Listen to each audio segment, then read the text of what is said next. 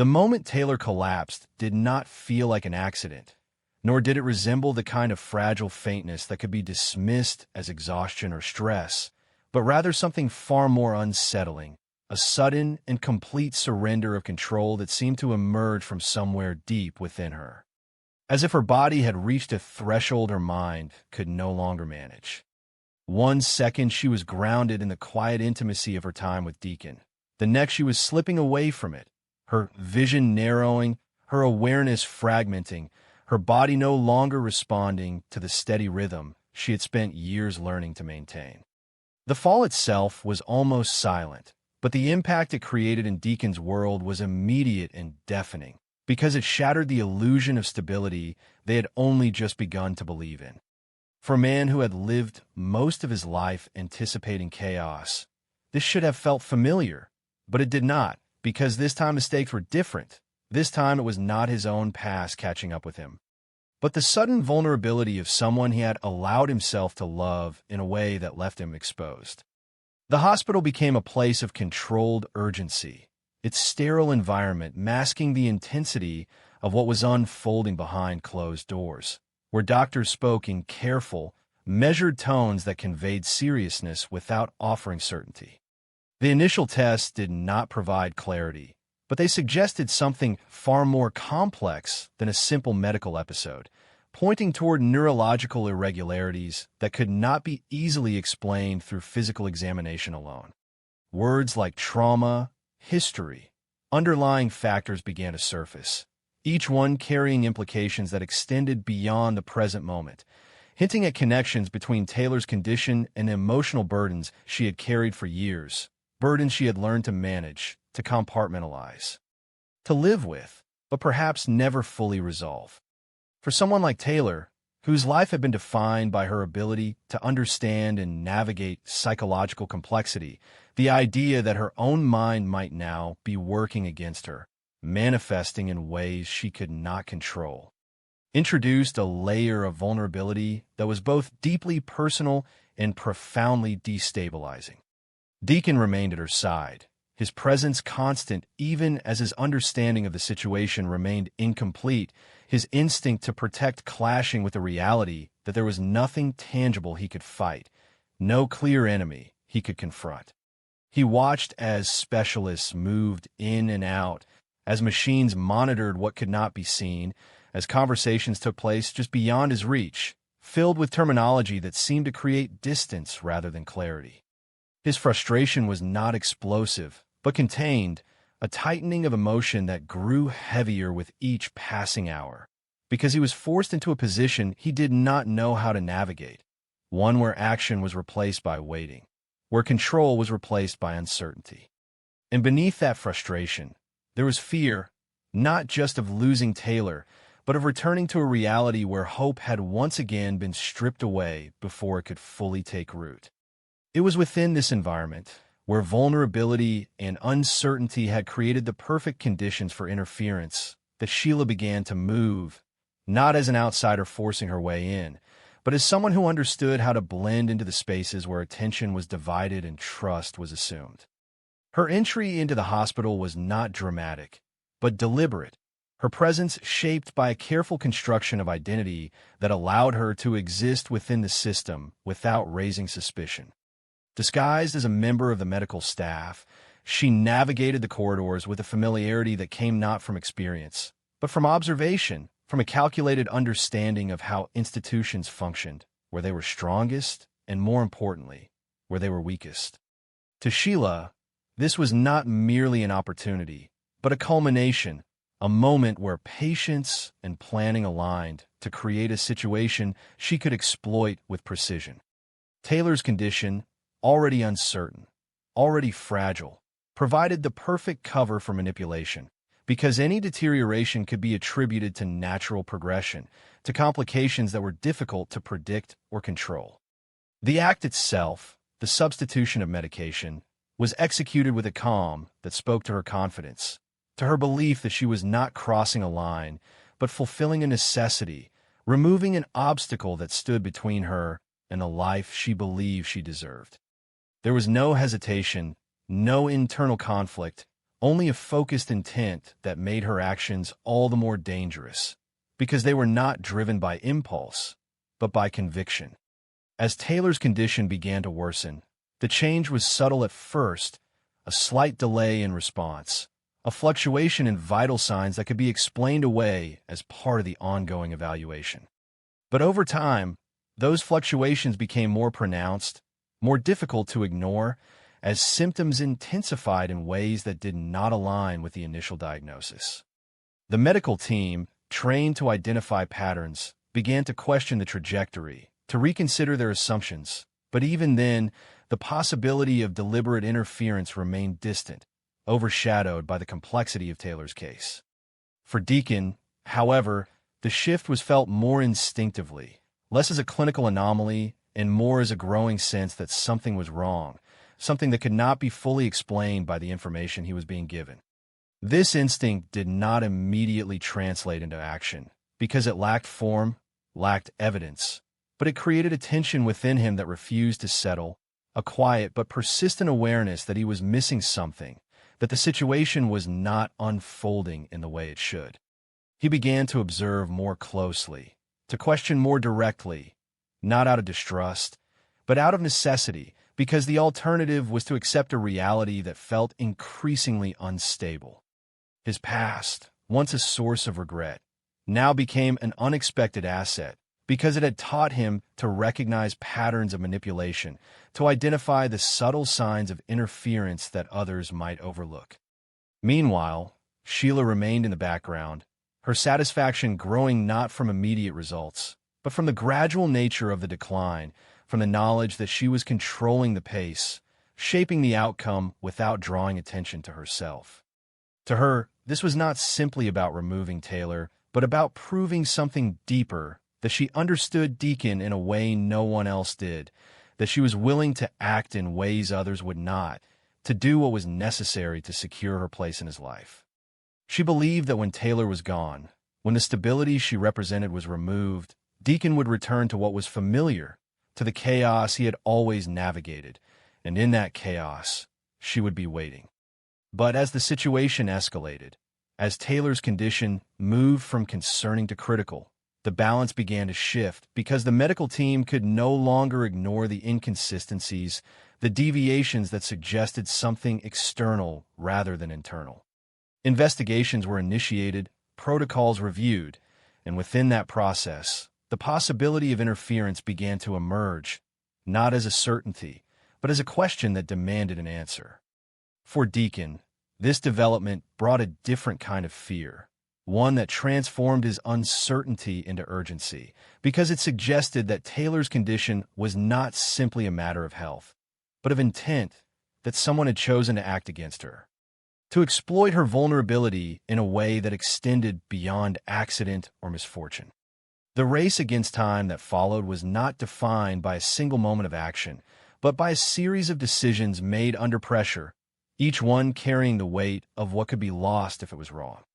Deacon, driven now by clarity he had not possessed before, began to push beyond the boundaries he had previously respected, demanding answers, challenging assumptions, refusing to accept explanations that no longer aligned with what he was seeing.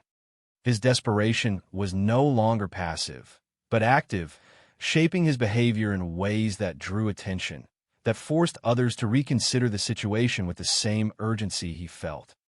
And in the midst of that escalating tension, the truth, long concealed beneath layers of deception, began to surface, not all at once, but in fragments, in inconsistencies that could no longer be dismissed, in evidence that pointed toward a presence within the hospital that did not belong.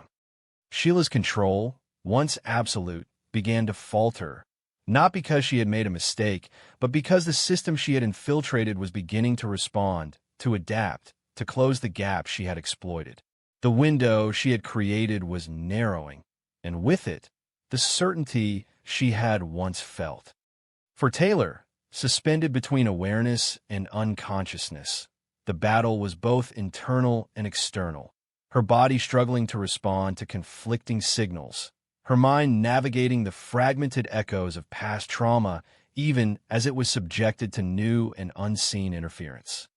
Her strength, long defined by her ability to endure, was now being tested in ways she could not fully comprehend, her survival dependent not just on her own resilience, but on the actions of those around her, on their ability to recognize what was happening before it was too late. As the situation reached its most critical point, the lines between past and present, between choice and consequence, between love and obsession, became increasingly blurred, creating a landscape where every action carried significance, where every delay could mean loss, and where the truth, once revealed, would not simply resolve the conflict, but redefine it entirely. Deacon stood at the center of that convergence, no longer a passive observer, but an active participant in a battle he had not chosen but could no longer avoid, driven by a determination that was as much about redemption as it was about survival, because in saving Taylor, he was also confronting the part of himself that had once made someone like Sheila possible, and the question of whether he could truly escape that past remained as uncertain as the outcome of the race he now found himself in. The moment that shattered Daphne's sense of certainty did not arrive with dramatic urgency, but with a quiet, clinical finality that made it all the more devastating, as if the words spoken by the doctor carried not just information, but a verdict on a future she had always assumed would unfold naturally, without resistance or question. The office was sterile, controlled, a place designed to deliver truth without emotion, and yet the truth it delivered refused to remain contained within that sterile space, spreading instead into every corner of her mind, reshaping every assumption she had once held about herself, about her body, about the life she had imagined building with Carter. The diagnosis was not simply a complication, not a temporary obstacle to be managed or overcome, but a rare and deeply rooted condition that made natural pregnancy nearly impossible, a reality that did not offer clear solutions, only alternatives that felt, in that moment, like distant and insufficient echoes of what she had always envisioned. At first, Daphne did not react with visible collapse, because shock has a way of freezing emotion before it can fully form, creating a strange, suspended state where understanding exists without acceptance, where words are heard but not yet absorbed. She listened as the doctor explained the medical details, the limitations, the options, but each explanation seemed to drift past her without anchoring, because the core of what had been said had already taken hold, repeating itself with quiet persistence. Impossible, unlikely, uncertain. It was not the complexity of the condition that broke her, but the simplicity of its implication, that something fundamental within her had failed in a way she could not control, could not reverse, could not negotiate with. And in that realization, a subtle but profound shift occurred, one that began to separate her from the person she had been only moments before. Carter's response, in contrast, was immediate and grounded, driven by a desire to stabilize, to contain the emotional fallout before it could consume her entirely. He reached for reassurance not out of obligation, but out of instinct, offering alternatives, solutions, pathways that could still lead them toward the life they had planned, even if that path now looked different than they had expected. Surrogacy, adoption, medical intervention. He spoke of them not as compromises, but as possibilities, ways to preserve what mattered most, the idea of family, the connection they shared, the future they could still build together. His words were steady, deliberate, meant to counterbalance the weight of the diagnosis. But to Daphne, they felt premature, almost intrusive, because they attempted to move forward before she had fully grasped what she had just lost. The tension between them did not erupt immediately, but it settled quietly into the space between them, a growing disconnect shaped by the difference in how they processed the same reality. For Carter, the situation was a problem to be addressed, a challenge that required adaptation and resilience, something that could be navigated with patience and commitment. For Daphne, it was something far more personal, a fracture in her identity that could not be easily repaired through logic or planning. The idea of alternative paths, while rational, felt like a denial of the depth of her loss, as if acknowledging them too quickly would mean accepting a reality she was not yet ready to face. It was in this fragile, unsettled state that the second revelation emerged, not from a place of medical authority, but from a deeper, more disturbing source, one that transformed her condition from a matter of biology into something far more complex, far more unsettling. The discovery did not come easily, nor did it arrive in a single, clear moment, but through fragments, inconsistencies in her medical history that had once seemed insignificant, now taking on a new and troubling meaning. Records that did not align, dates that felt misplaced, treatments she did not fully remember. Each detail, on its own, could have been dismissed, but together they formed a pattern that demanded attention, a pattern that suggested interference rather than coincidence. The realization that her condition might not be entirely natural, that it might have been influenced, altered, or even caused by deliberate intervention, struck her with a different kind of force, one that shifted her grief into something sharper, more focused, more difficult to contain. This was no longer just about loss, but about violation, about the possibility that her body had been manipulated without her knowledge, that something deeply personal had been taken from her not by chance, but by intention. The question of who could have done such a thing, and why, became immediate and consuming, because it suggested a betrayal that extended beyond the present, reaching back into her past, into relationships she had once trusted. Suspicion did not settle on a single individual at first, but it circled, moving through familiar faces, through connections she had not previously questioned, until it began to narrow, to focus on someone whose return had already disrupted the fragile balance of her life. This figure, tied to unresolved history, to conflicts that had never fully been laid to rest, now stood at the center of a possibility too disturbing to ignore. The idea that someone could have orchestrated such a long-term manipulation, that they could have altered the course of her life for reasons rooted in revenge or control, transformed her understanding of her own story, making it difficult to distinguish between what had been real and what had been shaped by someone else's intent. This internal unraveling did not remain contained within her, because it began to influence the way she interacted with Carter, the way she responded to his concern. His attempts to support her now filtered through a growing sense of mistrust, not directed at him specifically, but at the broader reality she now questioned. She withdrew not because she no longer cared, but because she no longer felt stable within herself, because every attempt to engage with him required her to confront a truth she had not yet processed. Carter, unable to fully understand the depth of what she was experiencing, interpreted her distance as rejection, as a retreat from the partnership they had built, and, in his confusion, he began to struggle with his own sense of helplessness. The marriage, once defined by shared ambition and mutual support, now found itself strained by unspoken tension, by conversations that ended before they could fully begin, by moments of connection that dissolved into silence. Carter's attempts to reach her became more tentative, more cautious, as he tried to navigate a space where every word seemed to carry unintended weight, while Daphne's responses grew more guarded, more fragmented, as she struggled to reconcile her internal turmoil with the expectations of the relationship. The distance between them was not marked by conflict, but by absence, by the slow erosion of the ease that had once defined their connection. It was within this growing void that another presence began to take shape in Carter's life, not as a deliberate replacement, but as a response to the emotional space that had opened between him and Daphne.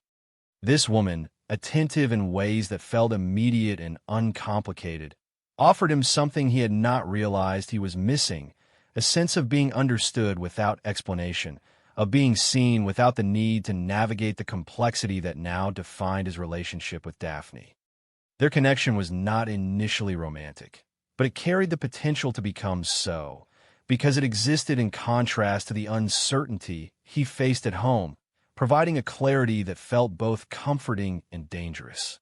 For Carter, this new connection introduced a different kind of conflict, one that forced him to confront not just his commitment to Daphne, but his own emotional needs, the part of him that sought stability, that needed reassurance in the face of a situation he could not control. He did not immediately recognize the shift, but over time, the presence of this other woman began to influence his perspective, to reshape the way he understood his relationship with Daphne, not in terms of blame, but in terms of what he could realistically sustain. Meanwhile, Daphne's focus remained fixed on the truth she was uncovering, on the possibility that her condition was not merely a matter of fate, but of deliberate interference. The more she investigated, the more the pieces began to align, forming a narrative that was as disturbing as it was difficult to prove. The figure she suspected did not deny their involvement outright, but neither did they confirm it, maintaining a careful ambiguity that only deepened her conviction, because it suggested an awareness of the truth without a willingness to confront it directly. As the tension between past and present converged, Daphne found herself standing at a crossroads defined not just by what she had lost, but by what she had discovered, a reality that demanded not only emotional resilience, but a willingness to confront a betrayal that extended far beyond her relationship with Carter. The pain of her condition, once a personal tragedy, had become part of a larger conflict, one that intertwined with history, with identity, with the fragile network of trust that had once supported her. In the end, the question was no longer simply whether she could have a child, but whether she could reclaim control over her own story, whether she could face the truth of what had been done to her without allowing it to define her entirely, and whether the relationship she had built with Carter could survive the weight of a reality.